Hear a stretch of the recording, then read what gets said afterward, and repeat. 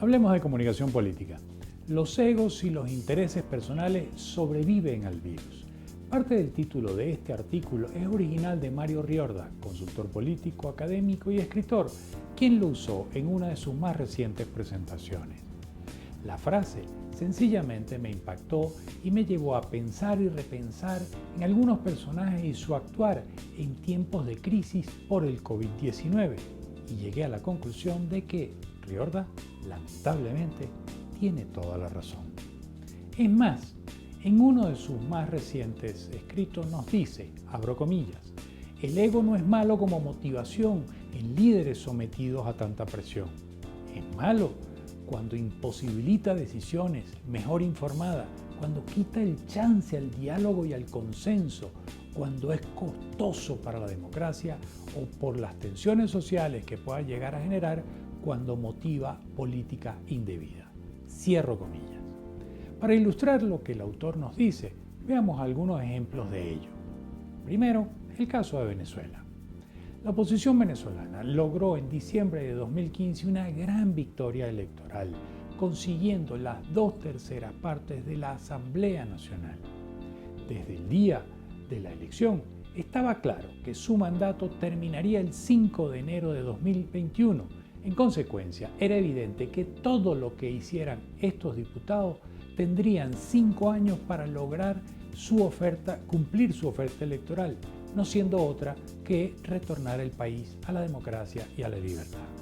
Sin embargo, pasaron los días, los meses y los años, todos perdidos en batallas de ego, tratando unos de imponer su criterio sobre los otros para teóricamente conseguir su objetivo. El individualismo fue más importante que lograr consensos que permitieran diseñar y ejecutar estrategias conjuntas para lograr el tan anhelado objetivo con el que presuntamente llegaron ahí, el del retorno a la libertad y a la democracia del país. Hoy vemos cómo caciques y caudillos de la oposición intentan nuevamente imponer su criterio por encima de los intereses colectivos mientras la gente sigue muriendo. Segundo caso, Colombia. En plena crisis, la Presidencia de la República gasta más de $1 millón para mejorar la imagen del presidente Iván Duque en las redes sociales, y esto lo hace con dineros del Fondo de la Paz. O sea, en plena pandemia se usan dineros destinados a la construcción de la paz para mejorar la imagen del señor presidente. Las prioridades definitivamente no están claras. No habían terminado de pasar el escándalo anterior cuando el gobierno, siguiendo la línea del anterior escándalo, crea y designa un nuevo consejero en la vicepresidencia de la República para asesorar en el diseño de mensajes y estrategias de comunicación. ¿En serio? ¿Es más importante el mensaje y las estrategias de la señora vicepresidenta que de las vidas de los ciudadanos? Otro tema que llama la atención ha sido los famosos decretos que durante la pandemia ha emitido la presidencia. Ya son más de 400, de los cuales una minoría está pensada en el auxilio de los ciudadanos, pero el resto, la tendencia es a enfocarse en los beneficios a la banca y a los sectores empresariales. Por ejemplo, recientemente el gobierno anunció que le prestará a la línea aérea nacional Avianca $370 millones, empresa privada donde casualmente la hermana del señor presidente es una alta ejecutiva. Al mismo tiempo, el gobierno anuncia que debe reducir en más del 7% el presupuesto destinado al agro colombiano. Tercer caso, El Salvador. Sin duda, el presidente Nayib Bukele es un caso atípico. Después de pertenecer a uno de los partidos tradicionales de su país, el Frente Farabundo Martí para la Liberación Nacional, o FMNL, e inclusive ser alcalde de la ciudad de Nuevo Cuscatlán y posteriormente de San Salvador, ambos cargos bajo la bandera del FMLN, logra llegar a la presidencia de la República de la mano de otro partido político, con una campaña juvenil, un discurso disruptivo y gran uso de las redes sociales.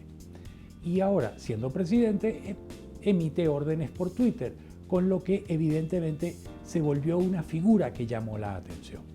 Sin embargo, en plena pandemia, sus desacuerdos con la Asamblea Nacional lo llevaron a tomar por asalto, con los militares, el Palacio Legislativo, bloqueando el acceso a los diputados y permitiendo la entrada de algunos de sus seguidores, para luego sentarse en la tribuna principal a orar. A este hecho le siguen otros enfrentamientos con la Asamblea Nacional y la Corte Suprema de Justicia. Todo porque ambas instituciones asumieron el rol de contrapeso y eso parece que no le agradó al señor presidente Bukele. Se observa entonces cómo no entró a considerar los hechos con razonamiento lógico de un líder en ejercicio del poder. Evidentemente, el ego u otros intereses personales o de terceras personas le impidieron dar un sano y democrático debate que resolviera las diferencias de manera cívica y oportuna. La impulsividad terminó afectando al pueblo salvadoreño. ¿Será que los egos o acaso los intereses personalísimos hace estos líderes hepáticos, disociados totalmente de la realidad del ciudadano, de la sociedad y del país? En conclusión, el virus ha acabado con casi 900.000 personas en el planeta, pero al parecer los egos y los intereses de algunos líderes mundiales son más fuertes que el COVID-19 y logran sobrevivirle a esto.